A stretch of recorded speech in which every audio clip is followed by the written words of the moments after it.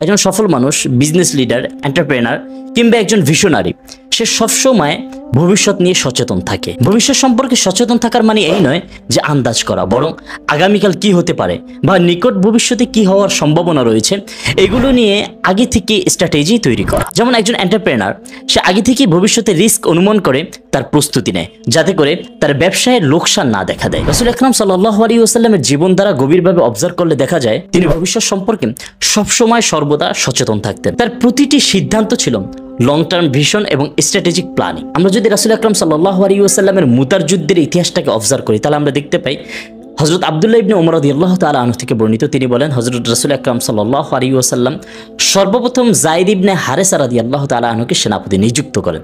তারপরে তিনি ঘোষণা দেন যায়েদের শাহাদাতের পরে সেনাপতি হবে জাফর ইবনে আবি তালিব রাদিয়াল্লাহু তাআলা আনহু, তার শাহাদাতের পরে সেনাপতি হবে হযরত আব্দুল্লাহ ইবনে রাওয়াহ রাদিয়াল্লাহু তাআলা আনহু। ইতিহাসবিদগণ এবং হাদিস বিশারদগণ বলেন রাসূল সাল্লাল্লাহু আলাইহি ওয়াসাল্লামের এমন পরিকল্পনা এবং কর্মপদ্ধতি ছিল ফিউচার কনসাসনেসের এক অনন্য উদাহরণ।